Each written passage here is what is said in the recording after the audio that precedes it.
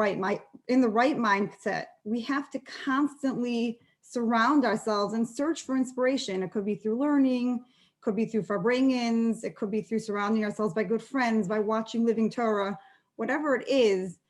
If we're going to surround ourselves by this inspiration, we'll live with this inspiration. And then automatically our children will be raised in a different climate than wherever we are. So basically, if we want to raise a Bas Chabad, we need to raise ourselves, and we ourselves need to be a Bas Chabad. I want to introduce to you today our three presenters, Mrs. Rachel Chitrik, Mrs. Gruzman, and Mrs. Fegi Yuzevich. Mrs. Chitrik was a teacher and mentor to me over 20 years ago in Beis Chana Tzfas, and was definitely a strong influence in shaping my vision of the kind of home I wanted to build together with my husband. I am looking forward to hearing your practical inspiration today. Mrs. Gruzman, shlucha in Vienna, is an educator par excellence at the local high school. She's a college teacher. She runs many women's events and courses and programs.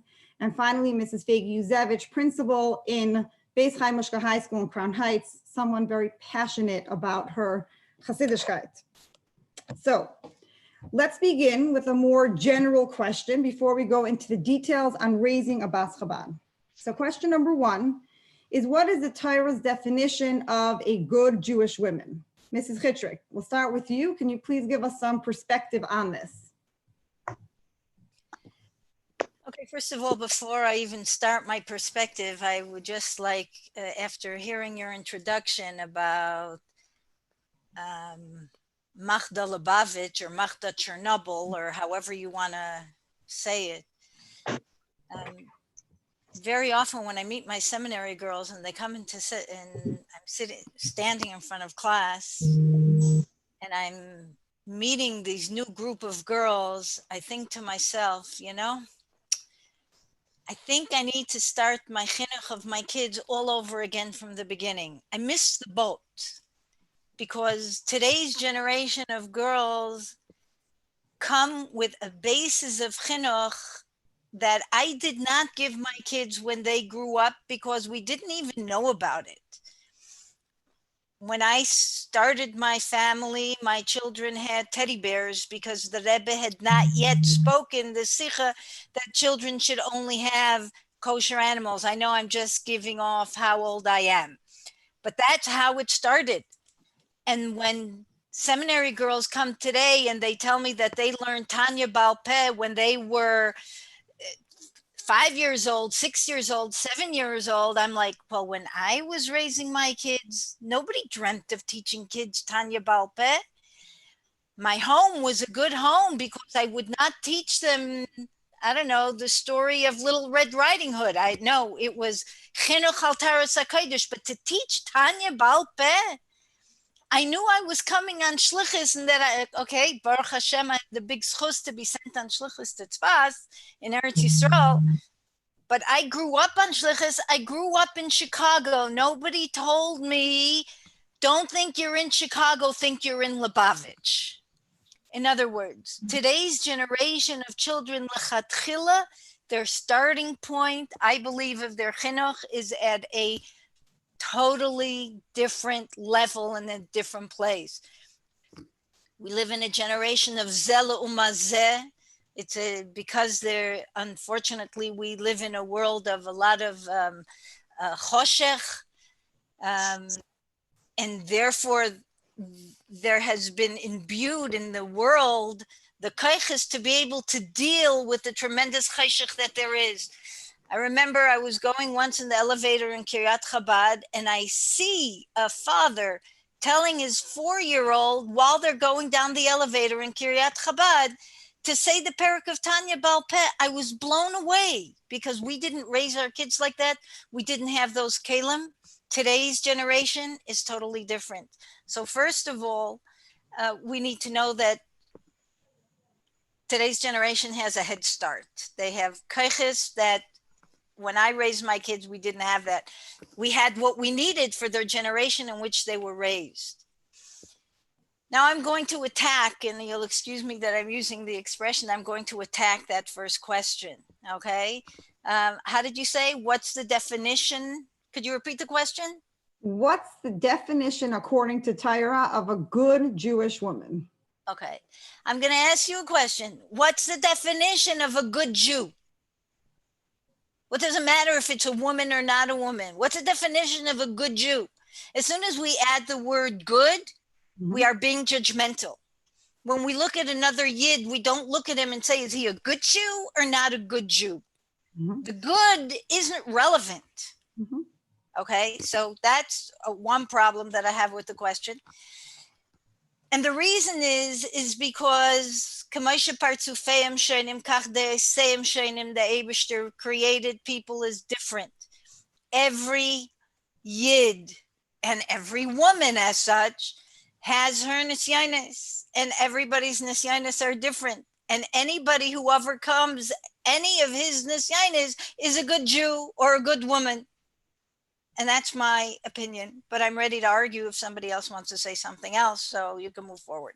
Okay, well then let's hand it over to Mrs. Grossman. And how would you like to respond to that question?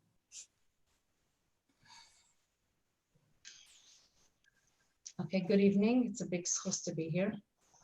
I got the ball of fire in my hands from my mechatenicist. I just couldn't, just to keep it to myself, I had to push it on. And the question is a very heavy question, but we're not the first that asked this question. As the saying goes, En lanu ela divrei ben Amram, En lanu ela divrei Torah. Mishlei speaks a bit about many different types of characters, and we find that women, different kinds of women, good women, not such good women, are discussed in Mishlei. Mother, daughters, relationships, and then towards the end, we know the famous Eshes Chayil. And this is a question that is asked in Mishlei. Eshes Chayil mi yimtza. It's not a simple matter to find the Eshes Chayil. And then everybody knows what Eshes Chayil is all about. But in short, Eshes Chayil is the role model of a Jewish woman. And one of the questions, okay, I'm just giving out some secrets here, is how do we handle our generation with kolkavoda bas melech pnima, and women going out and on shlichus and running programs and running the world, and we're the power, we're the strongest race in the world. Tachlis, Eshes Chayil gives us all the answers there. Botach balei bala, b'shola la yechsa, and continuation, Darsha Temer Fishtim, she's out there, she's making a parnasa, she's helping her husband doing what he has to do. And she's not sitting at home, just taking care and cooking and washing the vesh, as you say. No, she's out there. She's a woman who is not passive, she's active. She's very involved in what's happening in her household. She's very involved in her children, her husband's life. She's striving to fulfill her potential, her dreams, and not just her own. Her tafkid actually is to take the potential of all those she knows in her household, her husband, her children, her makuravais, her community, and bring them up a level. So we have all the details in Eshes Chayil. I'm not going to just describe all the different points and different mefarshim, but if you have the book of Adin Steinsaltz, Alav Shalom, he brings some beautiful explanations of what a Jewish woman should strive to be. That's my answer. Okay, thank you. And we will move on to Mrs. Yuzevich, if you can share with us your insight on this question. How would you define, according to Torah, a good Jewish woman? Thank you. So I have to first say that, talk about to whoever's joining, that we're always looking to grow and to learn. To sit on a panel with two of my teachers who welcomed me into the world of chinuch is incredible, and it's an honor. I do not yet have teenagers of my own, like you had just shared.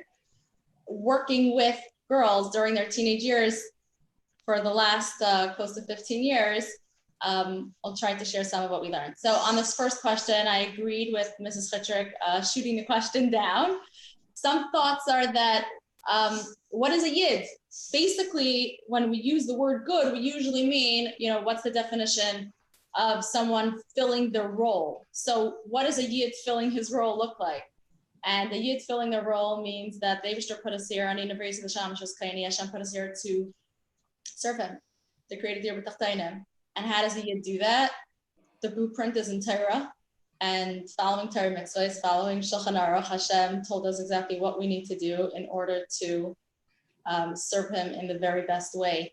And more specifically to a woman, I think that Mrs. Rosen just brought up that Torah does describe what a woman's role is. And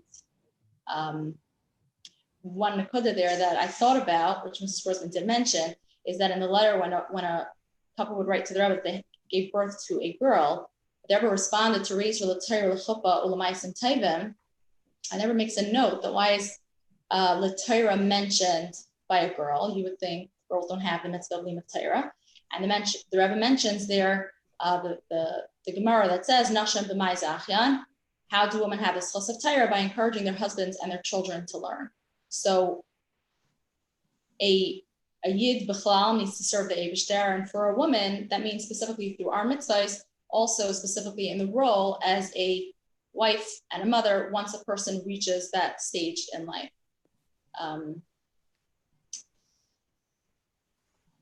Go ahead. Okay, thank you. So just a disclaimer, I'm not the one that came up with the questions. So feel free to knock them down. So the second question is about kolkavoda bas pnima. Mrs. Gruzman, you kind of mentioned it. The Rebbe talked about us being powerhouses. We have the ability to change the world, to transform the world. And how do we, how do we fit that in with the age-old conventional view of kolkavoda bas pnima, being more on the sidelines? Just to share with you a small tidbit, my mother grew up in a Hasidic home. She didn't grow up in a Lubavitch home. She grew up in my grandfather was Radomsk. And one of the things that drew her to Lubavitch was how the Rebbe's belief in women, the Rebbe's perspective on women. She said that in her home, her Hasidus and in most Hasidusin, what makes a girl or a woman a certain type of chassid, or a Radomsker chassid, a Bavavar chassid, a Vizhnitzer, whatever it may be, is by them having either a father that's of that chassidus, or that they married somebody that's a Radomsker chassid. But there was nothing about her per se that she had to do that made her personally a Radomsker chassid. Whereas being a Lubavitcher chassid for a woman is a whole, we have our own, we go on Mitzayim and Chitas and Ashlucha, and there's so much about the Chabad, a Chassidish Lubavitcher woman, not just about being married to a Lubavitcher chassid, not just the fact that I have my father as a Lubavitcher chassid, but me, myself, I am a proud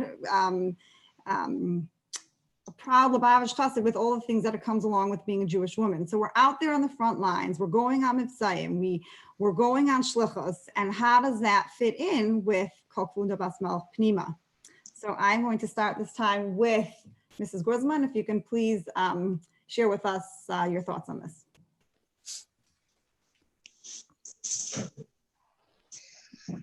The questions are getting better by the minute.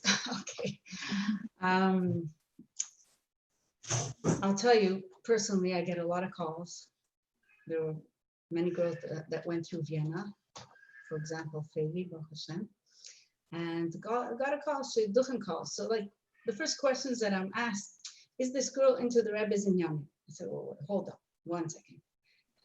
100%, everybody should be in the Rebbe's in Yom. That's like what we strive for. But we need to know what our building blocks are. I would ask the first question, does she have Yiras Shamayim? Is she one that holds to halacha? Does she do was past for a Bas Melech, Bas Chabad, call it whatever you want? So for sure, we're out there, we don't have to discuss that fact, what a Bas Chabad is, what the Rebbe wants from us, but we should always remember we are a Bas Yisrael, and we should keep in mind, yeah, Mashiach is coming any minute now, any second. Will my grandmother, who's going to get up from her caver with Tchias Amazing, be happy to see how I look? What impression I give on her? So that's a question many times I ask myself, you know, living in Vienna, we're here, Baruch Hashem, 34 years, we're far away from anybody's total social distancing, but we cannot forget who we are, where we come from. We're the daughters of Sarah, Rivka, Rachel, and Leah, and this is the number one. Kolkavoda Bas Melech Pnima. It's not a stira to being a Bas Chabad, to doing the Rebbe's Mitzvah, but we can't forget that. This is one of the main points of Is A Yid. So my point is, don't forget the halacha. We have our guidelines, and it's not something new. It's not the amount of dinyars the stockings will have. It's generally look like a Bas Chabad. And growing up here in Vienna, I came here, I was probably 21. Growing up here in Vienna, we're living amongst all the Hasidische, the Litvische, the Eilamische. Everybody lives all together in one community. So I had my my issues, like I'm Chabad on one hand. On the other hand, yeah, I represent Chabad. So wherever you go, we represent Chabad. If we're shluchos or not shluchos, we represent Chabad. And not for that, we're doing it. We're doing it because every woman wants to go according to the halacha, but not to forget that. That's my point. You're saying it's not a contradiction. Not at all. I want to know, how is it not a contradiction? How is it? Let me ask you, how is it a contradiction? Well, you know, going out there on Mitzrayim and asking everybody you meet if they're Jewish, and that could sometimes seem like you're not really being kolkavoda bas melech pnima at home and out of the limelight. I think we have to understand, what does it mean? I'm sorry if I'm butting in. Is that okay? Sure, absolutely. Okay, thank you. What does kolkavoda bas melech pnima actually mean? First of all, it's a pasuk in Tillim. It's not. How did it say it in the question? I don't know. It had a strange definition to the pasuk in Tillim in the question format. It's a pasuk in Tillim. Kolkavoda bas melech pnima, and it's true from that the Gemara, the Medrash Halacha brings down about a woman's behavior. First of all, let's go back to Avram and Sarah. Okay, the first Yid who went on Mivtzoim, Avram Megayer is Anoshim, Sarah Megayer is Anoshim, and Sarah was in the oil, she was in the tent. There is no contradiction between kolkavoda bas melech pnima and doing shlichus. Everybody, I hope, who's listening, if you're any of my students, are probably familiar with the Sikh of the Rebbe of Vayteitze Dina. We have the inyan of going out and being mekarev. It's a question of prioritizing. Is it on the cheshbon of my children? Is it on the cheshbon of my husband? But kolkavoda bas melech pnima and bringing people to Yiddishkeit and doing shlichus and having a kesher and an identity as a Lubavitcher because of my hiskashrus with the Rebbe, because of my dialogue with the Eibishter, not because of my husband's or because of my father's, like you were mentioning before, Miriam. There's not a contradiction between these two aspects. Okay. Thank you very much. Thank you. Yes. There's a Sikha on Parshas Vayigash where the Rebbe really addresses this Nakuda, and I really think it's a Sikha worth learning. Parshas Vayigash, the Rebbe asks a question that it says that there were Shivim Nefesh Yardo Mitzrayim, and Rashi there makes a cheshbon, who were the 70 people. So the pasuk counts 66, and then you add Yosef and his 2 kids who are already in Mitzrayim. Who's number 70? And Rashi says that number 70 was Yecheved, who was born as they entered Mitzrayim. So the Rebbe has an entire sikha on this, going back and forth. We're not going to discuss the Rashi part that the Medrash really quotes. There were different opinions that the Eibishter filled in number 70. And the Rebbe asks, why did Rashi choose to say that it was Yecheved who filled in number 70? And the Rebbe goes on to discuss the unique role of women versus men. So it's worth looking up the sikha. And the Rebbe explained that the Yidden were coming down into Mitzrayim to transform Mitzrayim. And what's the kayach that they were going to have to actually transform Mitzrayim? And the Rebbe says that men When they work with the world, darkei lichbaish, they conquer, they break what's there. A woman doesn't work that way. A woman works from the bottom up in a more gentle way, which is why women are generally the preschool teachers, etc., because we can work with the child in a way of closeness. And the Rebbe says that it had to be a woman who was going to fill in the number 70, that was going to give the Yid in the kayach to go into Mitzrayim and change Mitzrayim rather than break it. And the Rebbe ends off there that we see this uniquely with the 3 mitzvahs of women and how different they are than the mitzvahs of men. There was highlighting specifically the mitzvahs of women. So the mitzvahs of women are chala, nida, and adlakas haner. And these are mitzvahs that it's fascinating. Chala is, we bake chala and we take off a piece for the Eibishter. But everybody in the world eats bread. Goyim also bake bread. You need bread to live. Challah represents the whole mitzvah of kashrus. Everybody eats. What's the mitzvah? The mitzvah is to eat like a yid. The Eibishter says to eat like this. Comes Ner. Everybody in the world uses candles. Candles are beautiful and you need light and they bring simcha. But a yid, when we use light, we use it the way the Eibishter said. We make a bracha on the licht. It's heilig, right? And Taras HaMishpacha, again, everybody in the world gets married and has children. But we get married like Yidden, B'Kedusha and B'Tara. And there says that specifically the women's mitzvahs, where we're involved in Inyanei Ha'olam, and yet we do it like a Yid. And that's why specifically women have a tremendous and unique, and therefore, if we'll see like an advantage, like it's specifically our job to make this theory b'tachtainim because of the way that it's done. So I think this could also give some view that there's no contradiction. And when the woman is doing her job, and like the Rebbe said, changing the world, she's doing it specifically like a woman, which is different than men. Just like Sarah was in the Ayhel, and so you would think, oh, she was so private, and yet Rashi tells us clearly that Sarah Magiyaris is Hanashim, like Mr. Cedric said, right? Sarah had a tremendous effect, and she did it like a woman is supposed to do it. She did it in a private way. And I would like to mention my mother, that growing up, to me, this was never a question, because I watched how my mother affected and taught so many people, but it was one-on-one, it was by a woman's shir, it was by our Shabbos table, and the effect was tremendous. But one person is an Eilam Mali, it's not a stira at all, and our shlichus should be done specifically as a woman, because that's the unique kayach that we have, and that's how we're supposed to do our job. Very fascinating, very, very insightful about Yocheved. So we're saying it's not a contradiction, but how do we draw the line? By the way, but means you still think it's a contradiction.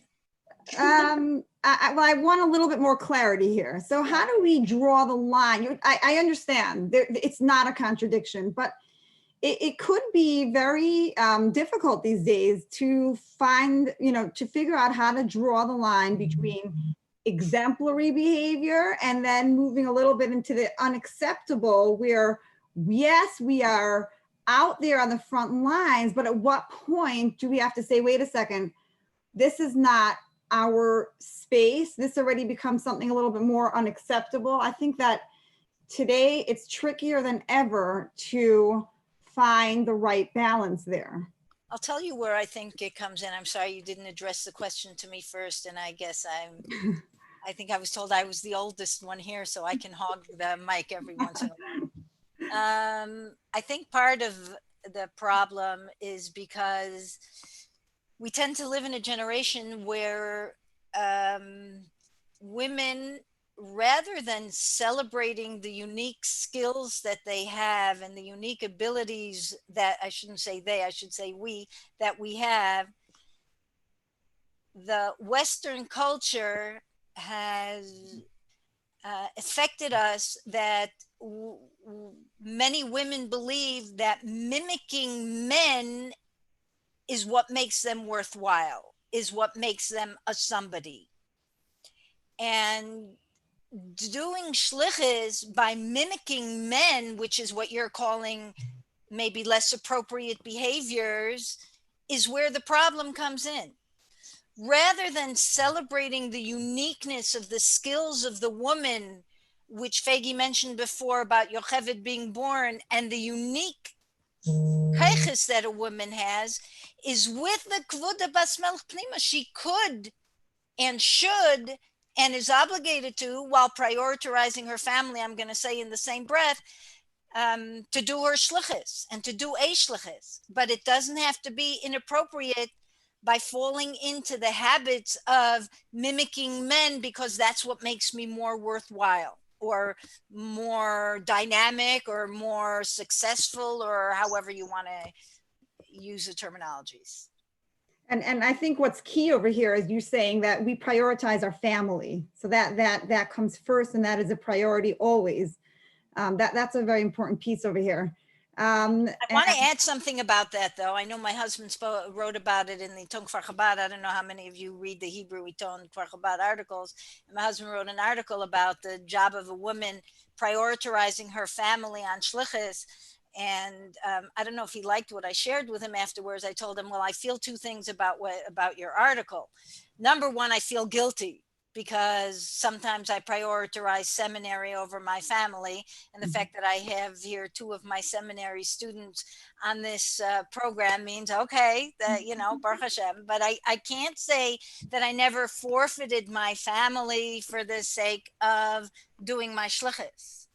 Okay, I say often that it's like a juggling act, that sometimes my kids were up in the air and I'm holding on to seminary, and sometimes I would throw the seminary up in the air and hold on to my kids, hoping that neither of these balls should ever fall down on the floor. Right, it's true, it's a juggling act, okay?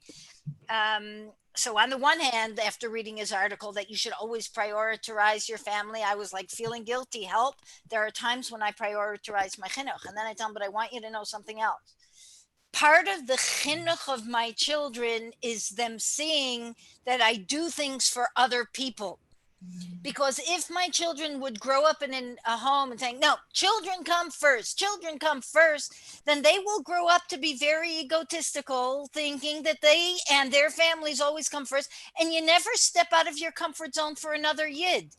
Part of the kids' chinuch, which means it's for their benefit, when they see that their parents do something to be mechanech somebody else, that is part of prioritizing their chinuch. Yes, you go out of your comfort zone. You do things sometimes on your expense for the sake of another yid. That is part of their initial chinuch. 100%. 100%. Mrs. Grossman. Let's hear your thoughts on this topic. Where do we draw the line? You jumped 10 topics. Which one do you want to hear? Yeah, we went off a little bit on a tangent, a good tangent, but we did go off on a tangent. So back to the question that was asked is, how do we draw the line between exemplary behavior? We're going to change the world. We're women, powerhouses, and then sometimes that could lead into behavior that might be inappropriate for A Bas Chabad. It's a tough one. How do we find the right balance there? Some people find their own balance on their own, but most people don't. I would say just keep in touch with your mashpia, be open, talk about it, call a spade and tell people what you feel, what you think, what the situation is, and get help from others if you can't balance it on your own. But every person is different too. There aren't any rules in life, generally. That's what I believe. Every person is different. Every person thinks different. Every person's shlichus is different. The way people go about things, their perspective, their attitude, their capabilities. Some people have a lot of patience and they could do 10 things at once. And some people, one pe'ula during a month is over their head. So I would say speak to your mashpia and get yourself, clear on those personal issues. And don't forget to say a prayer to them. I think every person is different, and also every place is different. You're in Vienna, I'm in Chicago, Mrs. Chitrik, you're in Israel, you're in New York, and every, what could be acceptable in one area might be unacceptable in Europe, might be unacceptable in Eretz Yisrael, and you have to be in tune with that too. Yeah. Very much. And okay, Fagi. I don't have much to add to my teachers. Along the lines of what Mrs. Fittrick brought up, it's actually, I think the story is told Moer Garowitz here in Misrifka, when the Rebbe spoke about the famous Sikha that Chana took care of Shmuel for the first few years, and she didn't go up to Shilai, and the Rebbe said she could have hired a babysitter. Like, why did she go? Because she was fully invested in the chinuch of her children. So there were a number of teachers in Misrifka then who came and basically told the Rebbe they're resigning because they're going to be home with their kids and they can't teach in school anymore. And the Rebbe said that the children in school are also our children. So definitely, it's definitely a balance and a juggling act, and we can't drop either one. Thank you. Okay, we'll move on to the next question, which is, why do we focus so much on clothing, on tznius in clothing? You know, Hasidus, Chabad, it's all about pnimius. We want to be a pnimi. And yet it seems like we can't stop going back to the idea of tznius in clothing. Why so much focus on that? How about we start with Mrs. Yuzevich? You want to begin this time? Okay. I want to share a story.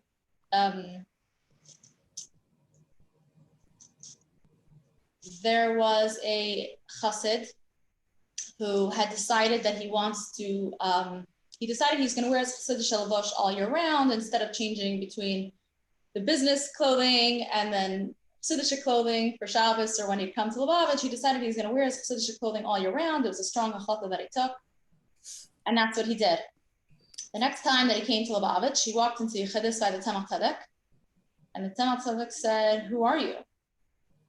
And he looks up in surprise, like, Tzemach Tzedek looked at him and said, "I know who you are, but you're so changed."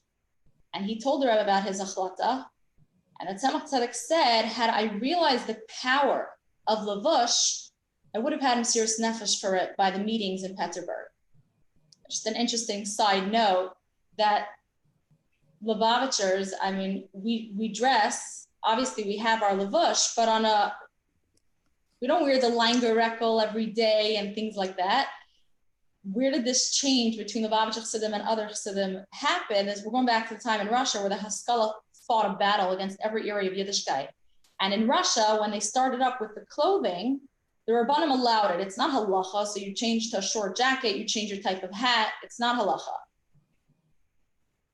And the Tzemach Tzedek fought many gzeros, but this one wasn't fought. And the Tzemach Tzedek then mentioned in Yichidus, had I realized the power of Levushim, I would have had serious nefesh for it. Levushim are on the outside, but they affect us very, very, very strongly. You walk into an amusement park, you need to remind yourself to not scream. But when you walk into a library and it's quiet, automatically we use indoor voices. So our chitzanius affects our pnimius very, very strongly. And yes, we're chassidim and we demand pnimius, but we need to put ourselves in a place where that allows for and encourages and helps us be what we want to be. You pass it on. Thank you. And Mrs. Chitrick?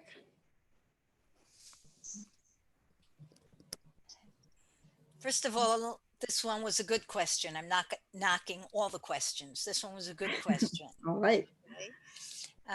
And what I'm saying is not in contradiction to what Fagi said, though it's in addition to what Fagi said. In other words, I very much agree with what she shared.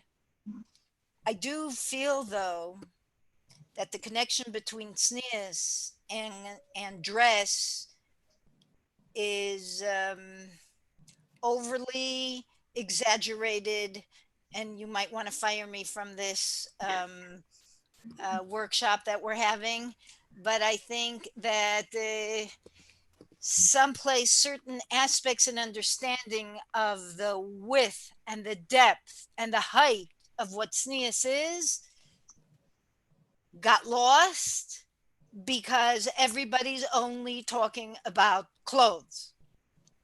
And that is not at all what tznius is. Okay? So why do I think it's a good question? Because we actually need to have a deeper understanding of what Hatznei Aleches Im Hashem Elokecha means. And it does not only mean clothes. It doesn't. The clothes will be a reflection of one's tznius, external behaviors. And that's what Fegi said. It affects how we behave. But tznius is not only about clothes. And sometimes I think it's that we are not mechanech ourselves and our talmidim with a deep enough understanding of the concept, because one of the questions that I usually get when I'm running in seminary is, so what does it say according to halacha? Cover the knee, not cover the knee? And I'm like, see, this is not that's not the question. If you're asking me the question of, does it cover my knee? Does it cover my elbows? And is my neckline closed enough? And now tznius, no, you got it wrong. You got it wrong. It's like if somebody in parenting, okay, let's say somebody tells they're in a parenting class and they tell you need to love your child. How do you love your child? Oh, kiss him 3 times a day, tell him he's beautiful. Okay, good. So if I did this, I did this, I did this. Now does it mean that I love my child? No, it doesn't. It doesn't. It means you were following certain instructions, but it doesn't give you the depth of the concept of what it means to love your child. And the same thing, you say, I'm covering my knees, I've covered my elbows, I've covered my neckline, so now it's tznius. No, that's a whole misconception. Yes. I would like to add to that something nice based on what you're saying that I heard from my mother-in-law. Kolkavoda bas melech pnima. So the Kuda, we can use it from the word kaved, like the COVID, the weight. That the weight of the woman is pnima, is her pnimius. That our value, the value of a Jewish woman, is that we are intrinsically connected to Hashem in a much deeper way than a man is. This is how we are born. And that is our value, and that is our weight. And therefore, because we have this pnimistic connection, this internal, intrinsic connection to Hashem, therefore, everything we do in our lives is an expression of our pnimius. Whatever it is we're doing, even if it's something simple, we have guests company over and we want to serve, some light snacks and a drink, and we put it out and we want to put it out nicely. Now, why do we care to put it out nicely? Sometimes you'll ask your husband, I have to run upstairs into the shower. Can you please put out the coffee and the cookies? And you come downstairs and you see that your husband put out the coffee and the cookies. That means he took the jar, of coffee, put it on the table, took the package of cookies, put it next to it on the table. And you're like, could you just put it out nicely on a plate, make it look presentable? But he's like, well, you just asked me to put out the coffee and the cookies, so that's what I did. But for us, even just putting out coffee and cookies, we are expressing our pnimius. We're expressing who we are internally. That is what a woman is. For a man, he's not expressing his pnimius when he puts out coffee and cookies. He's putting out coffee and cookies. When you go to a wedding, when you go to a simcha, if you're dressed exactly the same way as other people, you don't like it, even if you're dressed beautifully. Why? Because we are expressing ourselves in our clothing. We're expressing our pnimius. A man doesn't care that he shows up to a wedding and every other man looks identical, because him getting dressed is a function. I am getting dressed. By us, when we're getting dressed, we are expressing ourselves. And the list goes on, the way our houses look, everything about us is expressing our pnimius, because that is where our value, that is where our weight is. And so therefore, when we're dressed tznius, what we're saying is we don't put value on our bodies, that our value is what's inside of us. And on the flip side is when we are not dressing tznius, what we're saying is that what do I value? Not my pnimius, that's not, because then that's not shining through. What I value is my physical body. And so you're absolutely right, is that maybe we are putting too much emphasis on just the external, where the external needs to be a reflection of our pride in our panemius. Very well said. Thank you. And Mrs. Grossman, what do you have to add to this topic? Barely much, but something. I wouldn't call it an obsession. If we look at it as an obsession, it becomes an obsession. I would consider the way a girl dressed. We're talking about how to raise a Bas Chabad, not about ourselves. The way a girl dresses expresses who she is, and no, who she wants to be. You know, the famous line the Rebbe told somebody sometime, somewhere, that the children shouldn't get dressed up to be Haman because, you know, it brings out the wrong characteristics in a child. So here too, when a girl is dressing improperly, she's not dressing as a Bas Chabad should dress, she's missing the point. Not because she doesn't have panemius. She is full of panemius. Every Bas Yisrael is sweet as a sweet fruit should be. But when you go and, I always used to tell my kids, those brown bananas, they're the best. They have honey in them. But mommy, who wants brown bananas? Okay, so sometimes the dress looks like brown bananas. Why? For what reason? You're so sweet inside. You're a Bas Yisrael. You have so much in you. Why should you look like a brown banana? Why? For what reason? And there's a sikha that the Rebbe spoke about, and I think the Rebbe mentioned a few times, a story from the Gemara about Kimchis, that she had 7 Kohanim Gedalim. Who will have 7 Kohanim Gedalim in our generation? Bemet. If we have one, we'll be on a high. But the thing is, here is, what are you striving for? When I get up in the morning and I know I have 15 things to take care of, I'll take care of 10. But if I get up in the morning and say, oh, I have to do these 2 things, I won't even do one. So here the question is, for a Bas Yisrael, for a Bas Chabad, what are you striving for? What is your goal? What is your role model? We have okay, all of you didn't have a goal, but people who grew up with Hasidus, we know that we are here to take our Gashmias and uplift it to Ruchnias. But if you tell your daughter, okay, you're fine, you're good, you're sweet inside, whatever you want to dress, it's fine. You're anyway, okay, no obsession. The question is how we go about it. Are we here to bring them up a level, or are we just going to be happy with what they are? So the Rebbe says like this. What was the Maila of Kimchis? The Maila of Kimchis was that her hair were always covered in her house. Now the Rebbe brings a very interesting point. The Rebbe says like this, hair is not part of the body.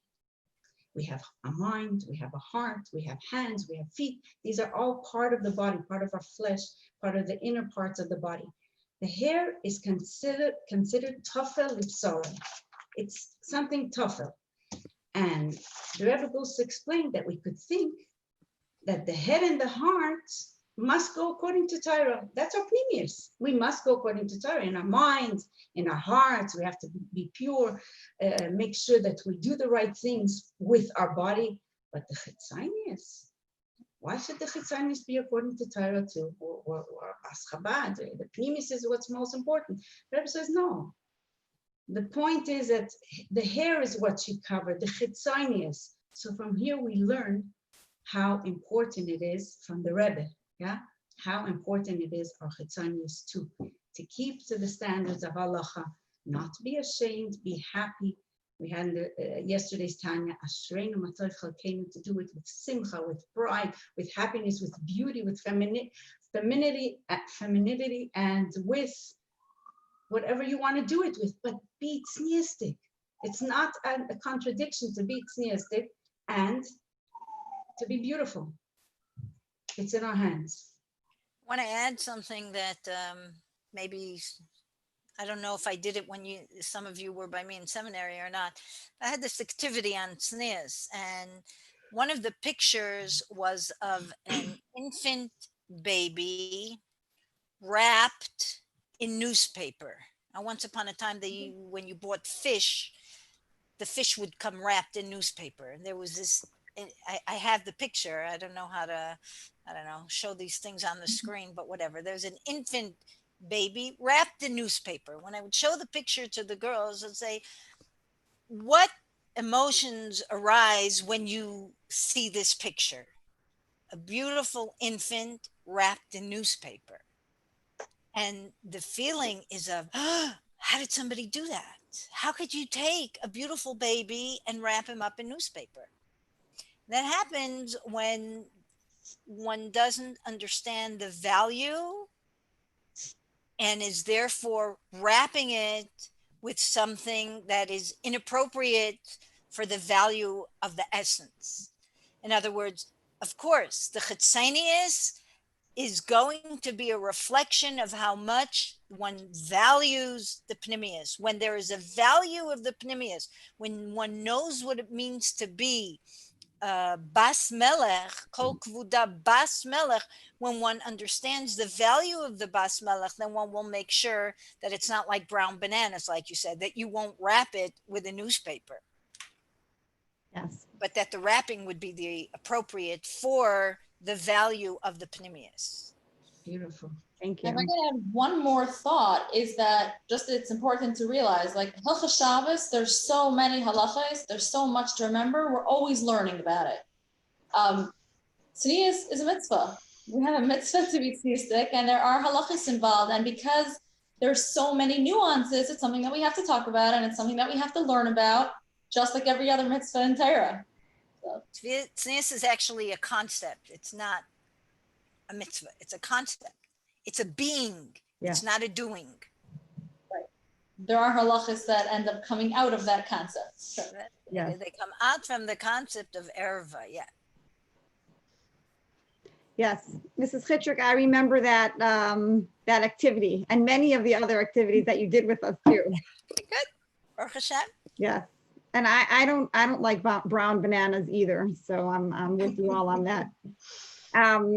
But we talk about, you know, we're saying that we need to have this pnimius, and that the pnimius will, if we feel our pnimius and we feel our intrinsic value and connection to Hashem, then it will spill over into our dress. But what if I'm not feeling it inside? How can I really change my pnimius so that I'm working the other way around and not just changing my pnimius, but how can I change my internal thoughts and my feelings if I'm not feeling it? I'm not feeling connected to my pnimius. And Mrs. Chitrick, how about we start with you this time? Okay.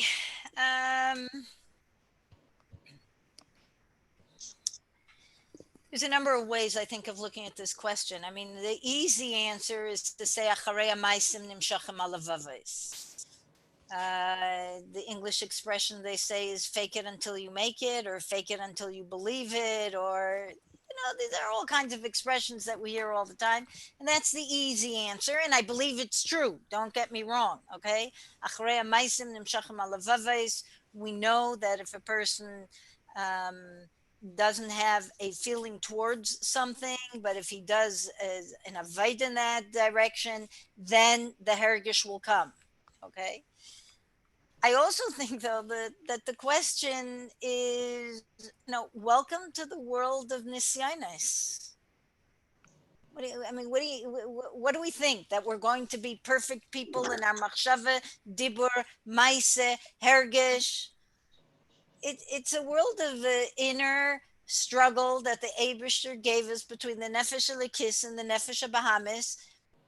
And al tamin batzmacha, don't ever think that you're not going to have nisyanes. And it's a struggle. In other words, the question of how could I arouse my pnimius to have the value, guess what? It's going to be a struggle. That's what I think. You're all invited to disagree with me. Mrs. Grossman, do you want to disagree? No, nothing to disagree about that one. Do we have feelings with everything we do in life? Do you have feelings every night that you should make supper or hang a wash? Oh, I'm so excited to hang that wash tonight. this is where Kabbalah's all comes in. And I find that in our generation, it's a pretty tough musag to teach kids, for ourselves, for anybody. But Kabbalah would just do it because you have to do it. Yeah, that's why we learn the sikhs of the Rebbe, and we relearn them, and we try to handle our own nisyanis. But no doubts, this is the sav hasha'a. You do what you gotta do. Not always do you feel that you're so excited about it, but zeh. I just want to bring a small anecdote. My twins, Baruch Hashem, they're 15, and we're going, it's a girl and a boy, and I was coming to the bris of the little boy, bringing his twin sister along, and I put them both on the table there, getting him ready, and she's screaming at the top of her lungs. I'm like, oh, big you, right now, this is what I need, you to scream, male of the boy. And to top it off, the Rebbetzin of the community comes in, and she's screaming on top of both their crying, Shterni, this is your Avodas HaKodesh. I'm like, Rebbetzin Schwartz, I don't want to see him now, get out of here. But yeah, thank you very much. And then she went to the crowd.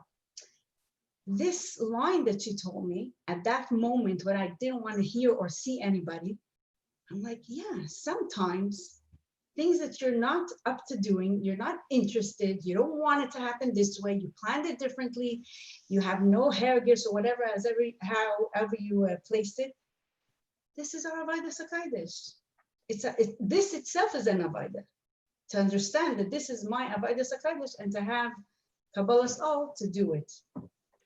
Now, I do have to say that Kabbalah's all is a pretty foreign term in 2020 for our teenagers. It's, that's a hard one. I'm wondering how we can get to the pneumonia so that it doesn't have to be with Kabbalah's all, but that they want and that we want it, the pneumonia, so that it spills over into the chitzonius.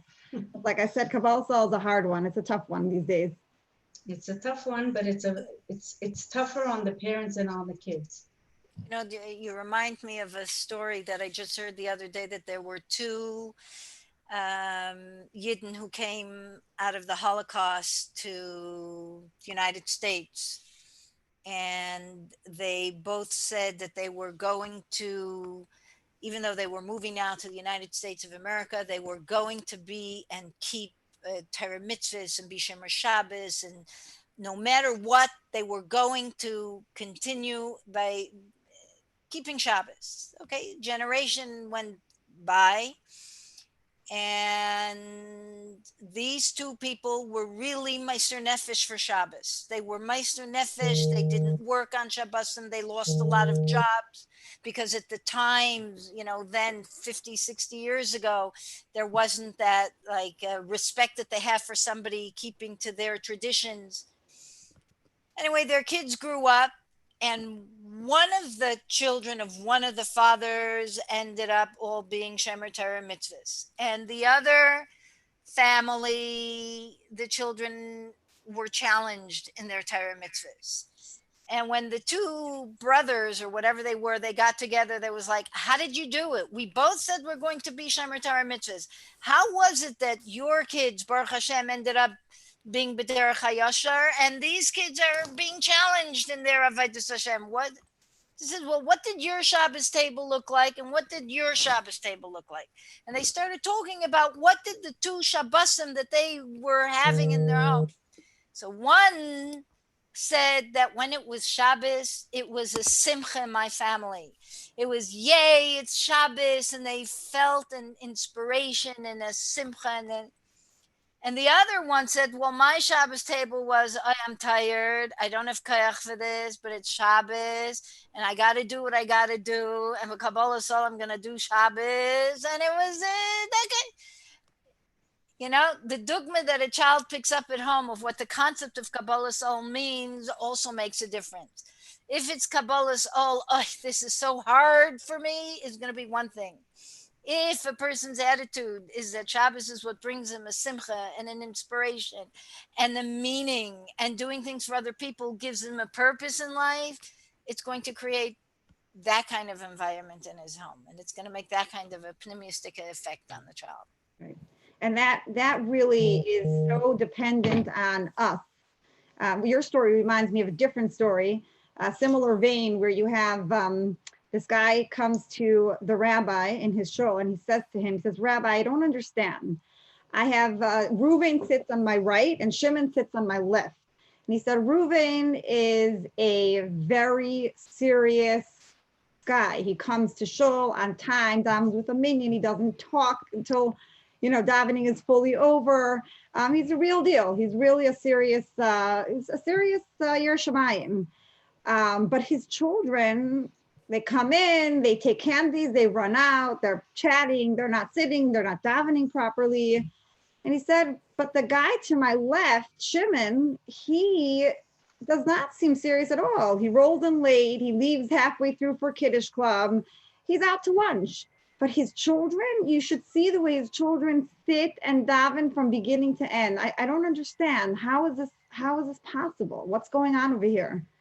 And the rabbi looked at him and he said, I don't really understand the question.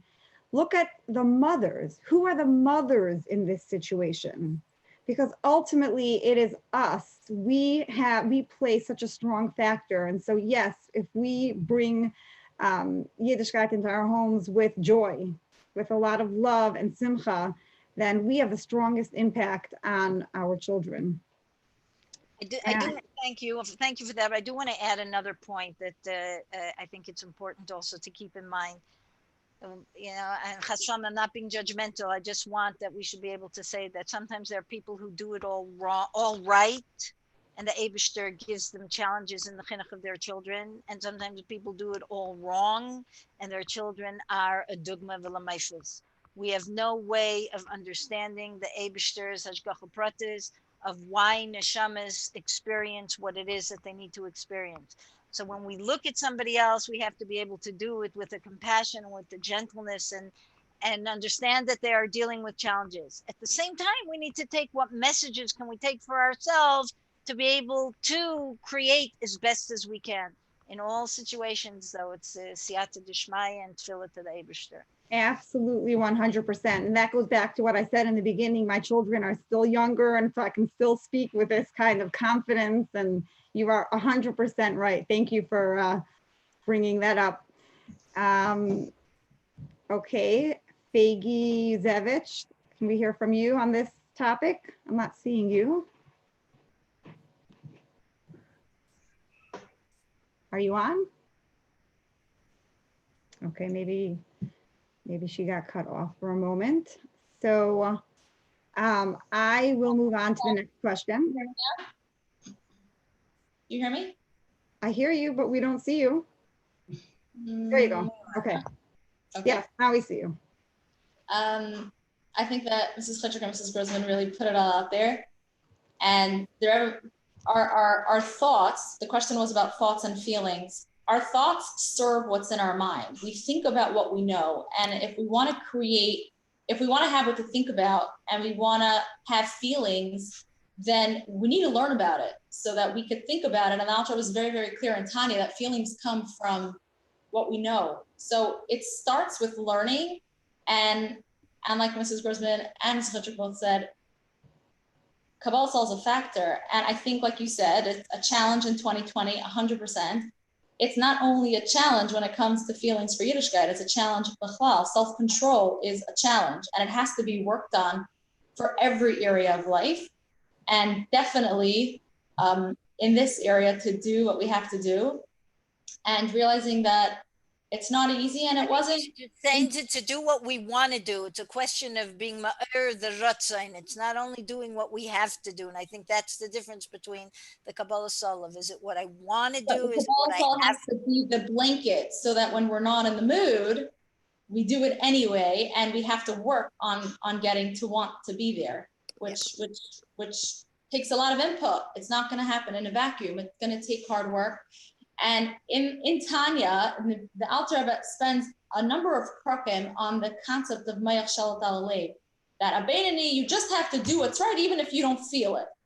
But it doesn't end there. Then the Alter Rebbe moves on to discuss how to get there. You have to learn you have to learn about the Eibishter to have feelings for him. So Kabbalah Sol is the buffer in between while we're working on being more motivated and being more inspired, or when we're uninspired, we need it, but we have to work on the getting inspired.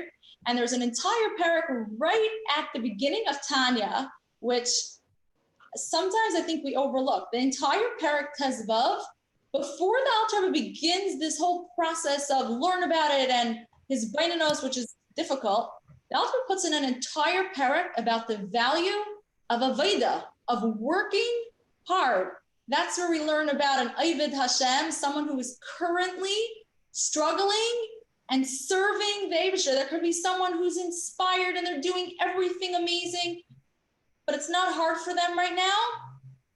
That's one level. The Alter was saying that if currently you're working hard and you're investing, that's what's valued. So that's something to remember, that it wasn't meant to be easy. Like when Mrs. Hutchik started off, they should put us in the world. No one said it was going to be an easy ride. We have to work on it. And one last thought would be to stay away from things that make it hard for us. So a story on this, an anecdote. There was somebody who needed to learn the malacha of being a balagal. He had to learn how to be a wagon driver. So he went to the best balagala in town and he paid him, and the man taught him how to ride the horse and how to direct him and everything he needed to know about taking care of horses. And at the end, he gave him a test. He needed his license to learn to be a balagala. And at the end of the test, the teacher asked him a question. He said, what do you do if you drove your wagon and now you're stuck in the mud? Real blotte and your horses are stuck. What do you do? So he said, you give the horse a whip. The Balagala says, yeah, but it doesn't work. He says, so you whip them on the stomach. They're more vulnerable. They're going to get up and go. He says, okay, you tried it. It didn't work. He says, okay, you take a board of wood and you slowly get the board under each one of the horse's feet so he can climb out. You tried it. It didn't work. So the student, he's thinking, he says, I don't know. What would you do? And his teacher says, at that point, you make a firm decision to stay far away from blata. You're never going to drive your horse into mud again. And when you make that decision, you will be a safe wagon driver. And I think this is something to think about. When we say that we want to be inspired, we want our thoughts and feelings to be as a yid, that we want to serve the Eibishter, we want to do it the best, we need to stay away from blata. We need to stay away from the mud that traps the horse and he can't get out as hard as he tries. And that means staying away from secular entertainment, whether it's whatever form of media, and each one of us has could have our own niche where this becomes hard, but we need to stay away from the other things that fill our mind and are so distracting that it becomes very difficult to have a sensitive feeling and excitement for Kedusha. That's very hard. That's very hard. We have that blata at our fingertips. Our kids have it at their fingertips, and that's a tough one. The streets are filled with blata. The job of the wagon driver was to make a strong decision not to go there. Right. And that it has to be a decision because we can't be in the blata and racing our horse. Right. So. But in the past, that was much easier. That was much easier. That specific concept of it wasn't right there. It wasn't in our homes. But which kind of brings me to the next question, which is how can we inspire our daughters to want to be proud Chassidish girls? They're surrounded. Yes, they come from our homes, but they have friends and they go to camps and they're surrounded by so many other influences. So how can we inspire them that this is the cool thing to be Chassidish girls and strong in their Chassidishkeit and not to buckle under the peer pressure of today? Let's start with Mrs. Gruzman. Maybe Mrs. Chitrik wants to start. Okay, rephrase. Did you just say I should start it? If you want to. No, I'm ready to hear somebody else. I need to wrap my mind around the question again. Yeah, okay. There's no, press this button, it's going to happen. Those days are over. Maybe once upon a time, these things just came about. we are living in very trying times. Lately, there's a lot of talk about eating properly, eating healthy. Every mother always wants to prepare a proper diet for her children, proper menu, having all the different types of healthy foods and no wheat, no flour, no sugar, etc. How is it that we do have some sort of control over what we feed our children? And we tend to have the feeling that we have no control. We're deep in the blood. The kids have it at their fingertips. We have no control over what goes into our minds. So I would take it to another angle. As a teacher, if you want your kids, your students to do something, you have to come in with excitement. You have to be a dugma chaya that you love learning Chumash. You love these questions that Rashi brings up, and maybe you could come up with this question. And if you have the chayas, the kids will it's going to be contagious. You're not doing this because you want to put on the show. At this point, you really love to learn, and then the kids will catch on. The famous letter that the Rebbe sends to all the Bas Mitzvah girls, I would divide it into two. One gives the guidelines, what the Rebbe expects from every Bas Chabad. It's written, you can Google it, the Bas Mitzvah letter. I'll just read a few points. Shetekabel ol machul shamayim. This is Kabbalah's ol. Ve'ol mitzvos belev of sholem. V'Hashem Yisbarach yatzlichech b'limudech. Whatever she does now, which is learning, she should do it properly and have atzlacha.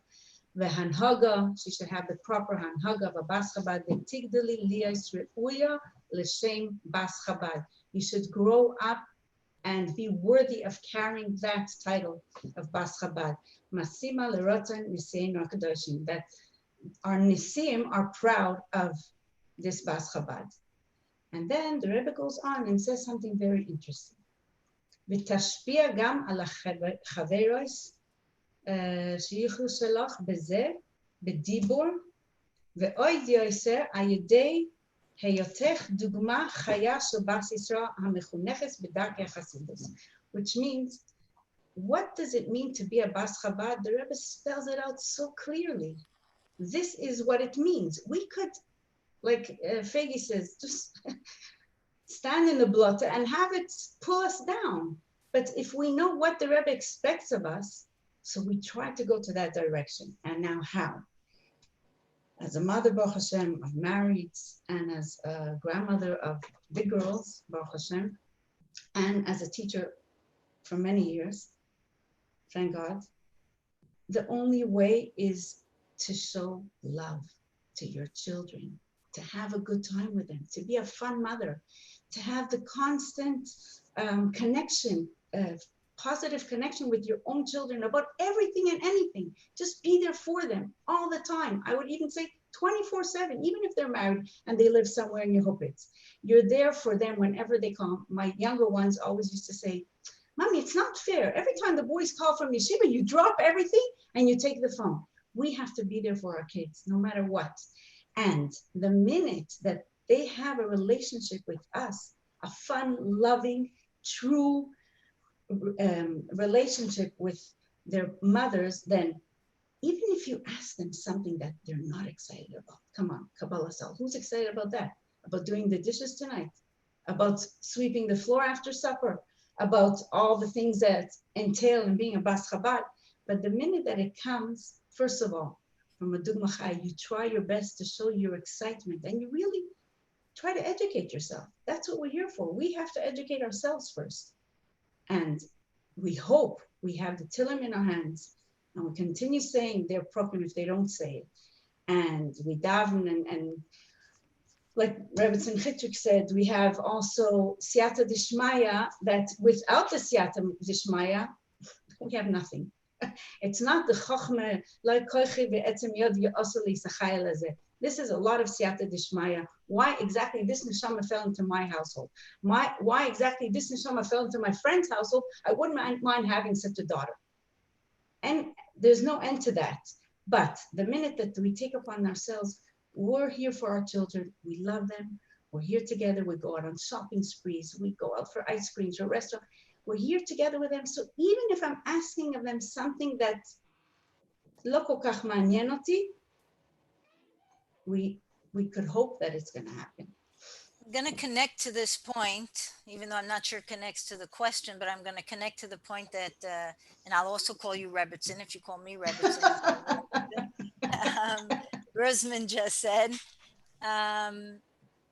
there was a situation that happened, and I'm going to try to keep it as anonymous as possible, but there were two boys that were very good friends, and from Chassidish Lubavitcher families. And unfortunately, when they were in the years of adolescence, they had nisyanis and they started on a slippery slope, and they weren't going b'derech Yisrael Saba, as it says.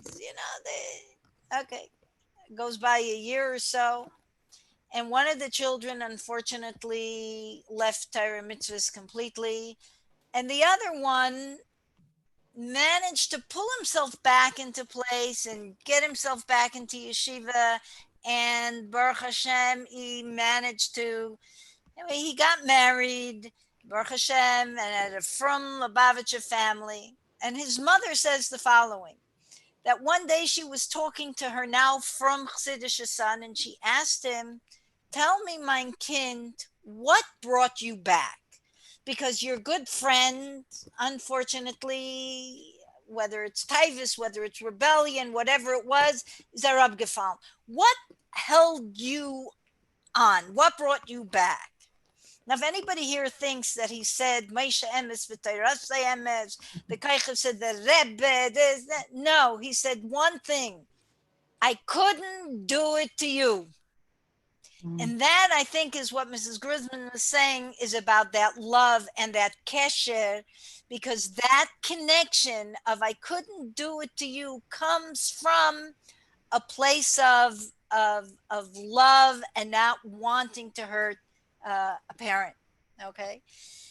I want to add something else, though, because as Mrs. Grudman was speaking of having the Kabbalah soul and doing it all b'simcha, and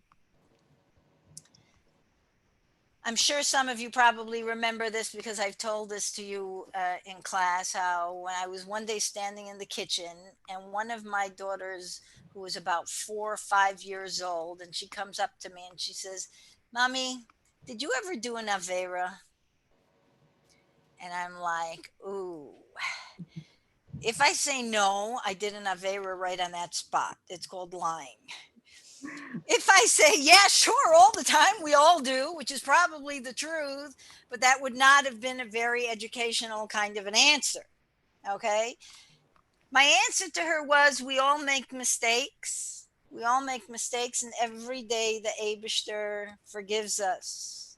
Maidani lefanecha melachai shechazarta binishmasi bechem larabe munasecha. Every day the Eibishter gives us a new chance, believes in us, that even when we make a mistake, we try to learn from our mistakes, not to repeat it, but we do make mistakes. I very much believe that because of like what was asked here, there's so many nisyanis at the fingertips. There's so many on the streets or whatever our children are exposed to or whatever happens. I think if we look at a child at what he appears to be or what he seems to be busy with, we make him worse. If we look at a child of the potential of who he could be, then we bring him to what he should be. I think how we look at our children with the nisyanis that there are, and understanding them and having a sensitivity to the nisyanis that are there, and understanding we all make mistakes and life is not over because you made a mistake. That's what Yiddishkeit is all about, and how and where, and we're in this together to help you overcome, to stay out of the blutta. And if you fell into the blutta, we're gonna get you out. It doesn't make you who you are. It makes a mistake that can be turned over. So first and foremost is simply our relationship with our girls. Number one, above very and much would beyond agree. any chassidishkeit, it's just simply having a really close relationship with our children. And then when they do mess up, when they do make mistakes, because we all make mistakes, is not to make a big deal out of it, but to give over that feeling of we make mistakes and we get up and we brush ourselves off and we do better next time. And we learn from the mistake. The Yeah. mistakes makes us into a better person, not into a worse person. The mistake gives us experience from which we can learn from it something even better. Yes. I Okay. would like to add something small. Everybody has their ups and downs in chinuch, whatever it is, especially with teenagers, Baruch Hashem. Personally, I feel that we should take the advice that we are given in Pirkei Avos. Just as when a person is upset and is angry, we should wait, not react. Wait an hour, two, a day, 2, 5 days, a week. The same thing with our children. I mean, it's easier said than done, but when a child does something that's totally against the chassidishkeit that you expect, whatever it is, just try to be patient. Keep that spice that's called patience and use it, because that's what will be the key to success with this child. Okay, I want to add another point. When we take the beauty of Lashon HaKodesh sometimes is understanding the beauty of Lashon HaKodesh. You take the word nega, which is איך אומרים באנגלית nega, a fault, a problem. It's the same isis as eineg, which is pleasure. The ability to take a nega, a problem, while dealing with it properly and in the right way, it becomes an einik. And I think sometimes understanding that what our children are dealing with, that they made a mistake, it's not now that's who you are and you are a problematic child. Lahefech, let's experience what happened and turn it into something more positive. Beautiful, beautiful. Fagi, you've been waiting patiently. What do you have to share on this?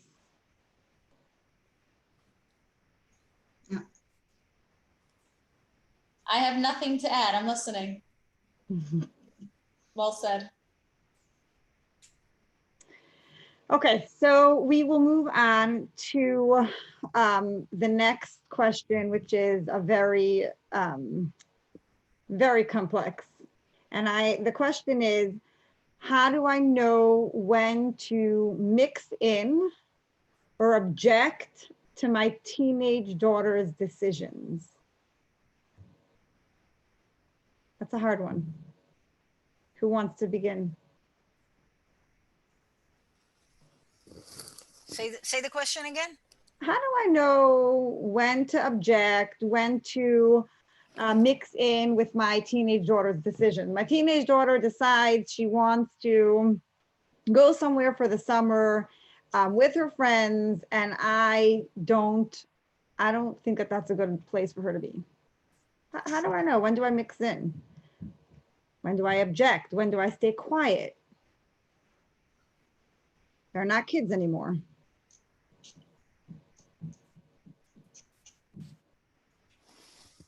Okay, who takes that one first?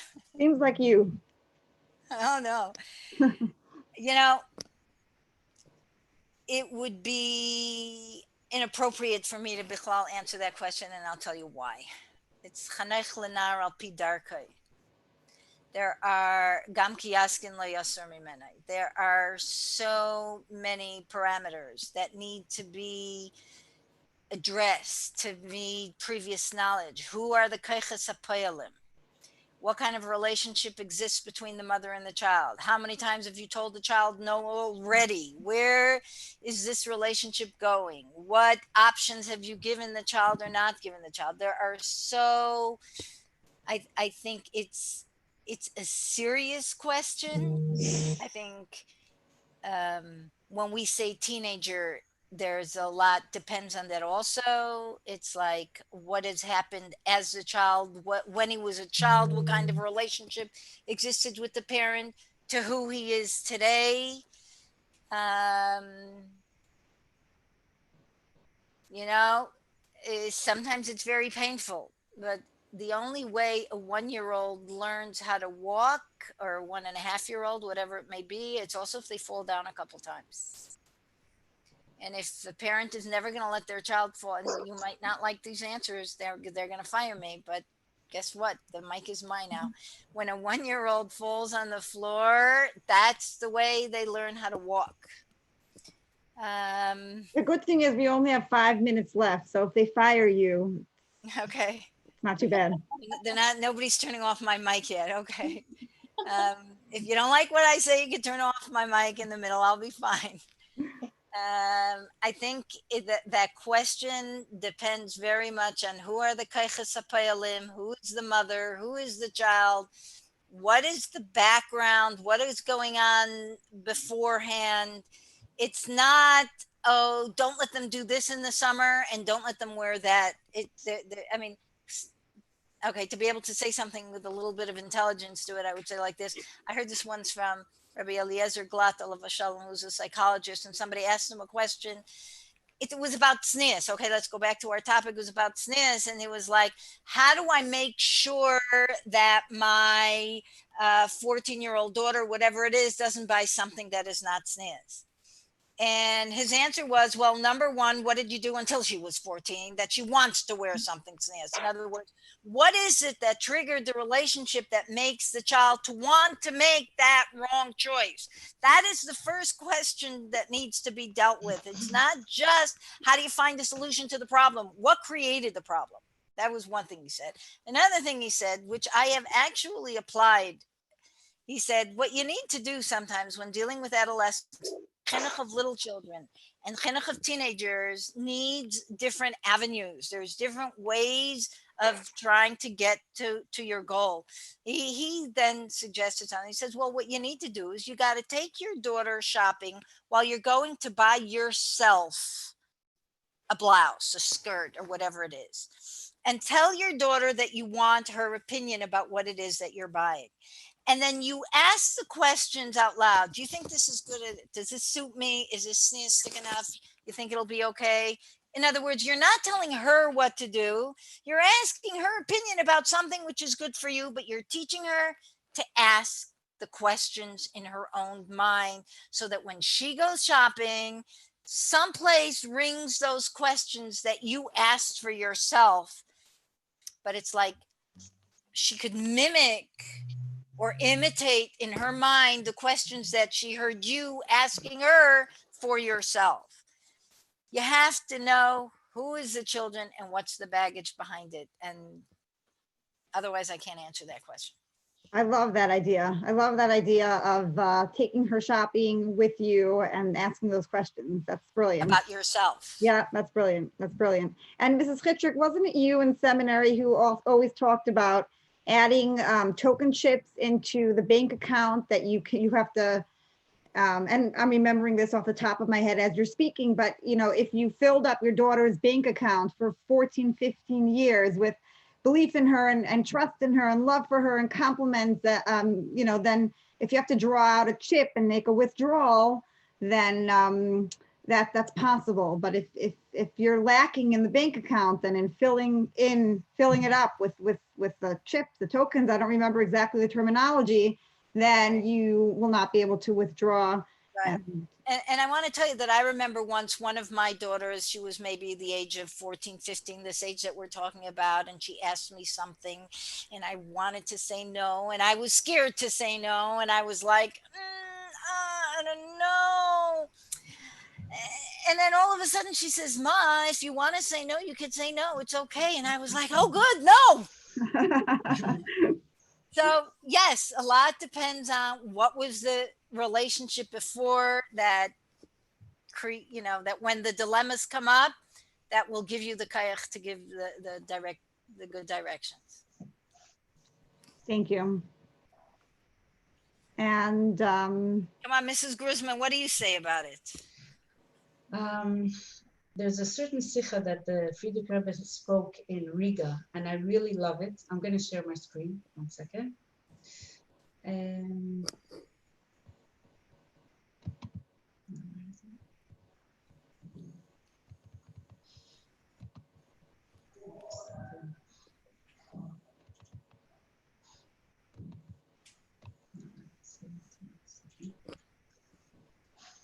Okay, hold on. Okay, before I find it here, just a second. Oh, okay. In this sikha that the Frierdiker Rebbe spoke to women in Riga, it's a very, very beautiful sikha. I'm not going to go through the whole thing, but the Frierdiker Rebbe speaks about the power of women. And the first part is speaking about, and the second part is how the women, okay, this is the first part, when the Eibusher gave the Torah at Sinai, and the Frierdiker Rebbe says, from this we learn that before the ongoing giving of the Torah, it's one should speak to the mothers. So the Frierdiker Rebbe says like this: mothers, it's in your hands that lie the fortunes and the future of your children. It depends on their upbringing. And that great responsibility is yours. Their fortunes and your own depend on the schooling you choose for them. So that's the number one. Number two, the second time when women are mentioned is when they brought their gifts for the Mishkan. In the Midbar, they're the ones that gave their jewelry. Now, the Rebbe takes all the different types of jewelry, and through the jewelry, the Rebbe explains to us how we should be educating our children. She must make a spiritual contribution of 4 kinds of jewelry towards the children's education. Okay, and we're starting from the first one is earrings. It signifies listening attentively to the directives of the Torah and its sages on how to bring up children and how to conduct the Jewish home, which means we could think of many beautiful ideas, but tachlis, we should go back to the Makairos. It also signifies listening attentively to how one's sons and daughters speak amongst themselves. So the minute we hear how they talk, we get the feeling, the gefühl, what is going on in their lives with their respective friends. Since the tone of their speech normally echoes what they hear from their parents at home, the parents' speech needs to set an example of respect and refinement. Also, we hear from them and they hear from us. Yeah, we're using the ears as part of chinuch. The second kind of jewelry is nose rings, suggest the sense of smell. And this is actually the answer that I found to this question. A mother needs to be sensitive to the question of which boys and girls her children come in contact with and exchange home visits with, and she needs to monitor these contacts. This sikha was spoken many, many years ago, but until today, we should use our sense of smell. It's not always black and white. No, don't go here, go there. Many times it's a sense of smell. 1 minute. Se passt dir nicht. My father says this all the time. Se passt oder se passt nicht. And this is something that it's in our blood as mothers, and we feel different things. We feel our child. We just have to look at their faces. How was your day? What happened today? Where do you want to go, etc. So it's a sense of feeling. It's a sense of smell. So many times children have to make decisions. Okay, let them decide on their own. Sababa, as you say in Hebrew. But if you feel that it's passing the red line, use your sense of smell. I won't go on I won't continue here. I'll send the link to the chat so you could all learn it. It's very nice. It's really, really interesting to see how the Frierdiker Rebbe gives us guidelines how to educate Hasidic kids. But this sense of smell, almost every mother has. It's a matter of working on yourself and seeing, okay, most of the times children decide on their own. Adrabah, you want them to grow up to be responsible and independent kids. But when you smell, when you feel that it's something that's not according to what you expect or what you think should be done. So this is where your job comes in as a mother, as an educator, and just with love. Thank you. I remember getting that. I have that pink kuntras, Chaf Bishvat. I got it from the Rebbe. I don't remember which year it was, and it has a sicha inside of it. Yeah. All right, we'll finish off with Mrs. Yuzevich. Would you like to share some insight here? I think everything was said. And the teacher gave the example that a child who's 1 year old, the way they're going to learn to walk is if they walk and they fall. And if the child's 3 years old and they walk and they fall, then we have to ask, is this still age appropriate or do I need to do something? And sometimes it's important to reach out and ask for advice from those that are working in this field, from our mashpiyim, from someone who knows the child well, and just ask to get more of an understanding if we need a fuller picture to advise us when it gets tricky. So I guess there's no clear answer on when to mix in and when not to mix in. It really is so dependent on every individual circumstance, which brings us back to the concept of mashpia and having somebody to talk to and ask those questions too. We didn't finish with all the questions, but our time is up. We're going to conclude with this.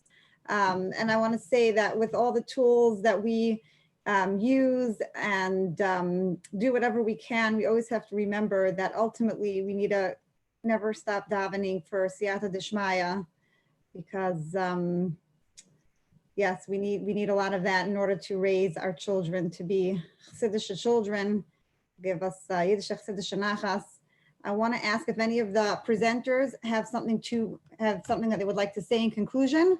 Mrs. Chitrick, Mrs. Grossman, Mrs. Yuzevich, before we sign off. Now we'll start from the youngest first. Thank you. Chinuch is a process, just like working on ourselves is a process, working with our children is a process, and we always need to grow. And a big step in that process is being open to learn and realizing that we have more to grow.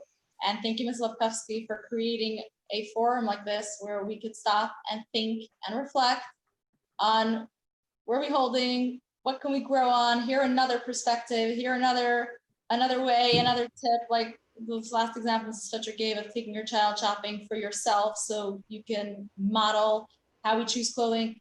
To be open to always hearing and learning more, and they should help us and give us siyata d'shmaya so we continue to make the right choices and learn more. Amen. Amen. Mrs. Grossman? To summarize all these questions, that's pretty complicated. I just want to answer one of the questions that weren't touched. How important is it for my daughter to be a balabasta or to do chores? I'm sorry, Fegi, for butting into your job, but I see girls that get married and they're like so on, like Mrs. Chitrick says, on such a high level of ruchnias, and personally, I feel bad for them. I'm sorry to say, but our goal here in this world is to live Gashmias and to bring it up a level. And as a young woman who's getting married, yes, you have your chores. You clean the house, you wash the floors, you cook, you go shopping. If you have extra time, do your chitas, say Rambam, take your time for that. But the number one thing here as training our Benos Chabad and Bat Yisrael is to train them to be Akeres Bayis.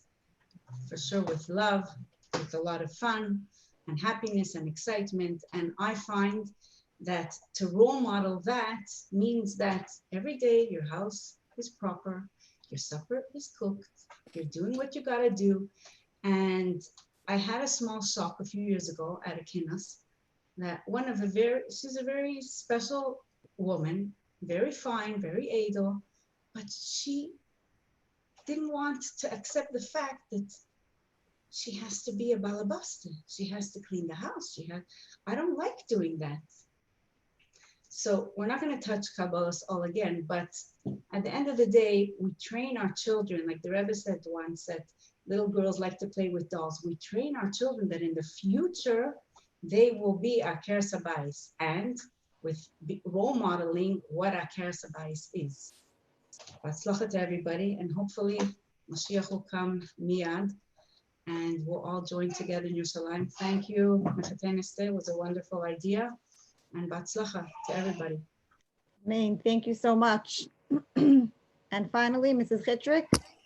I'll just say thank you for the opportunity. I hope it answered the questions from what people wanted. And chinuch is not easy. There are no simple answers. And I think, like we said before, the davening and asking the Eibishter that he should give us the chachma, the bina, the das, and the bina yisera that a woman has. It was called before a sense of smell, but it's that bina yisera that the women have that we should be zeicha to be megadol the door of Mashiach Eretz Hashem. Amen. Amen. Amen. Thank you, everybody, for joining. May we all have Yiddish Chassidus and Nachas from all of our children. And hopefully the discussion will be continued at a later workshop. Thank you. Yeah. Thank you.